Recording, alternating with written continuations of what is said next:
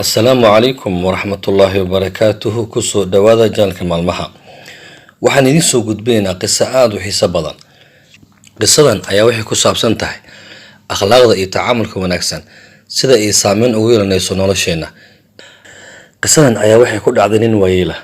Ninkani ayaa wuxuu ku noolaa meel tuulo ah. Ninkani ayaa mar waliba dadka wuxuu kula tacaamuli jiray dabeecad iyo akhlaaq wanaagsan. Sidoo kale wuxuu ahaa nin naxariis badan isla markaana dadka masaakiinta u kaalmeeyo. ninkani ayaa shaqadiisa inta badan waxay ahayd daaweynta dadka, wuxuuna dadka ku daaweyn jiray waxyaabaha loo yaqaan mudaawaadka.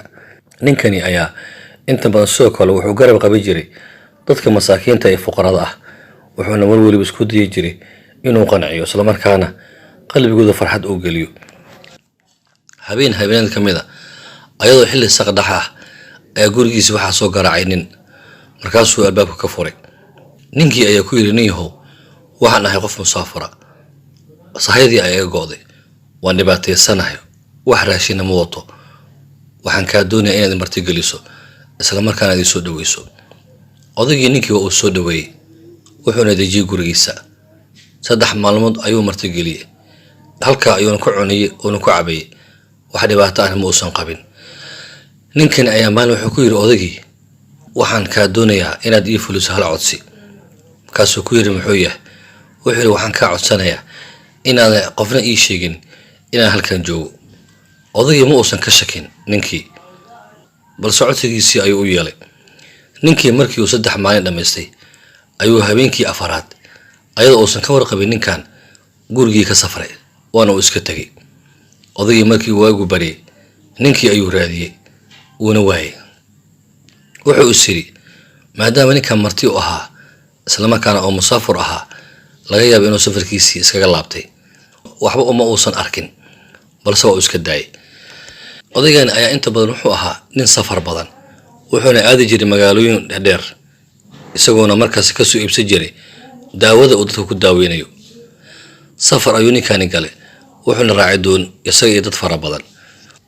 markii dhex sii marayaan ayaa doontoodii dilaacday. markaasay waxay bilowday biyihii inay soo galayaan.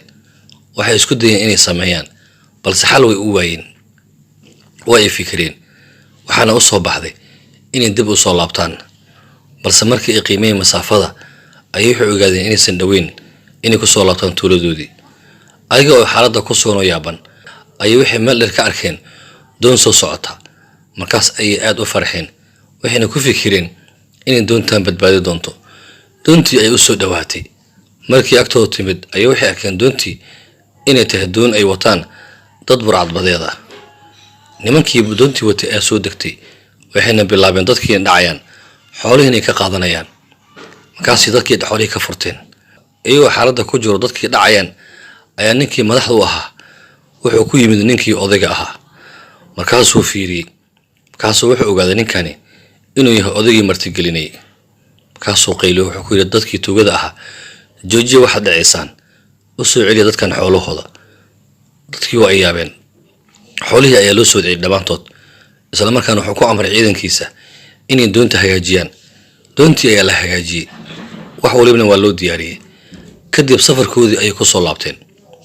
dadkii aad ayay u yaabeen. markaasay waxay isweydiiyeen sababta keentay in nimankan tuugada ah ay xoolaha soo celiyaan, isla markaana doontoodii ay hagaajiyaan, safarkoodana ay soo samata bixiyaan.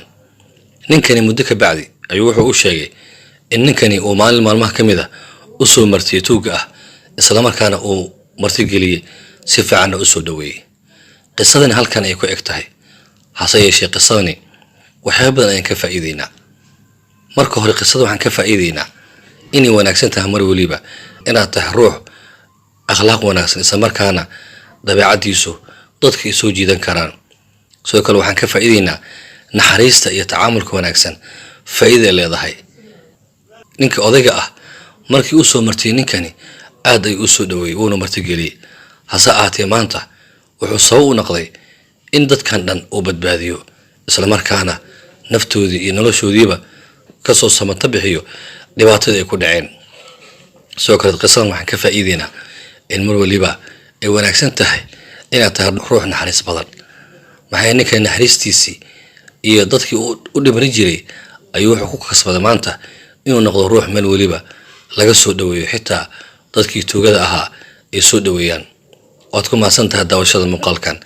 haddii aad ku cusub tahay jalka maalmaha, fadlan subscribe dheh, gamalkan riix si kuu soo gaaraan waxyaabo cusub aan soo dhigi doono. mahadsanid.